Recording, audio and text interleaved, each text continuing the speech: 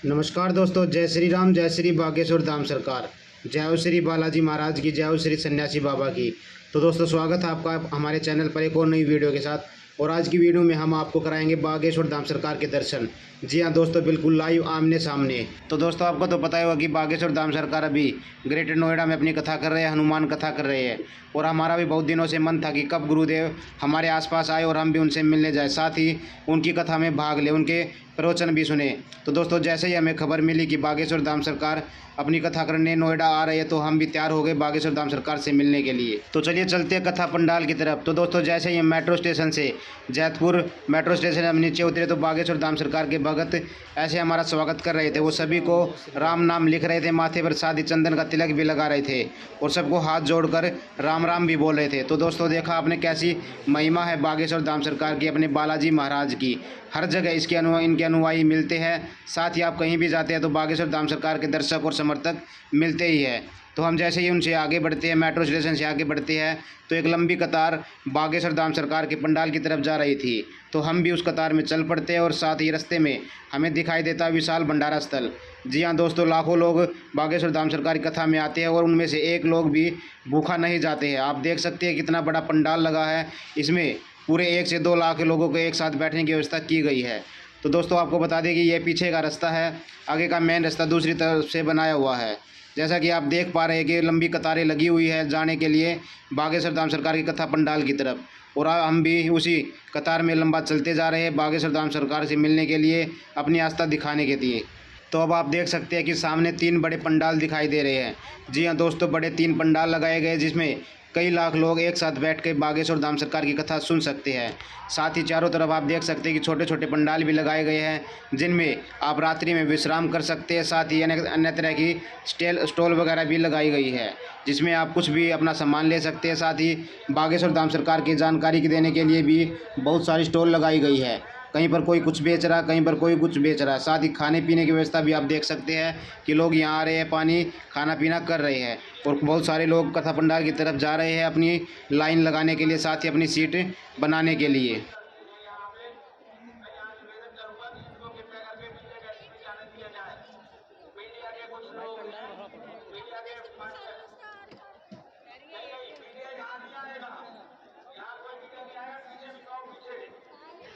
और आगे आप देख सकते हैं कि बागेश्वर धाम सरकार की जहाँ पर भी कथा चलती है, जहाँ पर भी कथा पंडाल लगता है, वहाँ पर हर तरह की सुविधाएं होती है, हर तरह के सामान मिलते हैं। आप देख सकते हैं कि एक व्यक्ति यहाँ पर अर्जी नारियल भी बेच रहा है। साथ ही वह 30 से 40 रुपये का इसका रेट बता रहा है। और अर्जी नारियल आप भी कोई भी ले सकता है, अपनी अर्जी बांध सकता है बागेश्वर धाम सरकार से मिलने के लिए। साथ ही बालाजी सरकार के दर्शन करने के लिए आप गड़ा के हनुमान भी जा सकते हैं, जहाँ पर बागेश्वर धाम सरकार का दिव्य दरबार भी लगता है।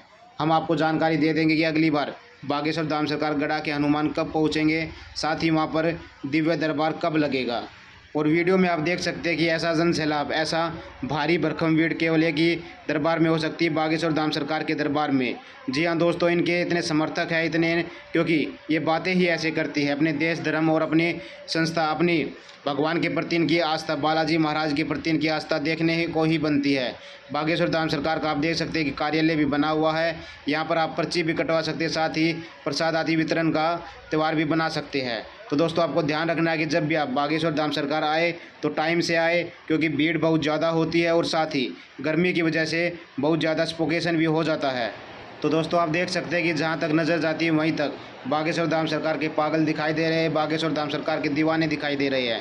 क्योंकि बागेश्वर धाम सरकार हर कथा में, अपने कथा में जहाँ भी जाते हैं वहाँ के लोगों को पागल कह के बुलाते हैं। क्योंकि आस्था एक ऐसा संगम होता है कि उसमें सरोवर होकर सभी लोग डूब जाते हैं। तो चलिए अब आपको दिखाते हैं दिव्य दरबार की कुछ झलकियाँ जिसमें बागेश्वर धाम सरकार बोल रही है।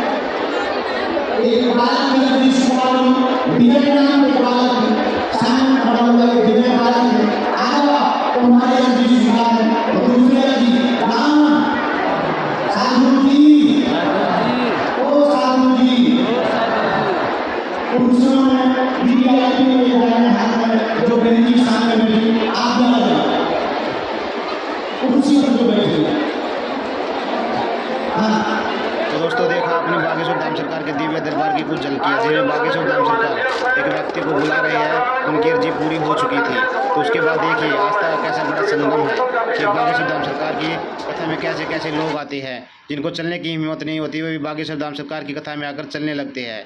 तो चलिए अब आपको दिखाते हैं कलश यात्रा में यूज हुए कलशों के साथ क्या होता है और कहाँ उनको रखा जाता है। तो आपको बता दें कि पंडाल के पास ही बागेश्वर धाम सरकार की कथा जहाँ होती है उसके पास ही कलशों को रखा हुआ है। लेकिन बागेश्वर धाम सरकार कहते हैं कि पंडाल में अंदर ही जहाँ पर वे विराजमान होते हैं उनके पास ही एक स्टेज बनाई जाती है और उसमें सभी कलशों को रखा जाता है। उसके बाद इनके नारियलों का क्या होता है, नारियल को फोड़कर इनका प्रसाद वितरण में प्रसाद बांटा जाता है और जल से जलाभिषेक किया जाता है। तो दोस्तों आप लोग देख सकते हैं कि कथा पंडाल 3 बने हुए हैं, लेकिन लोग कितने सारे हैं। चारों तरफ लोगों की भरमार हो गई है और साथ ही गर्मी को भी नहीं देख रहे हैं, लेकिन बागेश्वर धाम सरकार की कथा सुनने के लिए बहुत सारे लोग आए हुए हैं। तीनों पंडाल खचाखच भरे हुए हैं। जहाँ पर आंखें जाती है, नज़र जाती है जहाँ तक, वहीं बागेश्वर धाम सरकार के दीवाने दिखाई देते हैं। जहाँ पर आप देख सकते हैं कि बागेश्वर धाम सरकार के पंडाल के बाहर हर तरह की सुविधाओं की व्यवस्था की गई है। पुलिस बल भारी मात्रा में तैनात किया हुआ है। साथ ही अग्निशमन की गाड़ियां भी वहां पर खड़ी हुई है। साथ ही पुलिस वाले भी बहुत सारे खड़े हुए ताकि कोई अनैतिक घटना ना हो। और इसी प्रकार अगर कोई वैसी घटना होती है तो उसको रोकने के लिए अग्निशमन की गाड़ी भी खड़ी हुई है।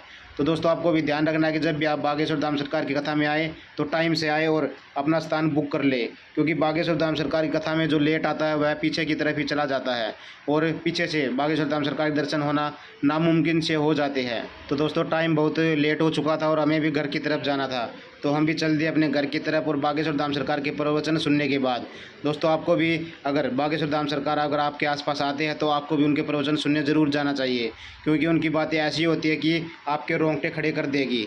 साथ ही दोस्तों आपको बता दें कि बागेश्वर धाम सरकार की कथा में जिस दिन आप जाते हैं उस दिन लहसुन प्याज खाना नहीं होता है और उसके बाद यह बागेश्वर धाम सरकार की कथा में जा सकते हैं। दोस्तों आपको ध्यान रखना है कि जहाँ भी बागेश्वर धाम सरकार की कथा करते हैं वहाँ बहुत भीड़ होती है, तो अपना सामान कीमती सामान पहनकर ना जाए, क्योंकि भीड़ में आपके साथ कुछ भी हो सकता है, कुछ भी हादसा हो सकता है। तो आज की वीडियो में बस इतना ही। वीडियो आपको कैसी लगी कमेंट बॉक्स में ज़रूर बताइएगा। जय श्री राम, जय श्री बागेश्वर धाम सरकार।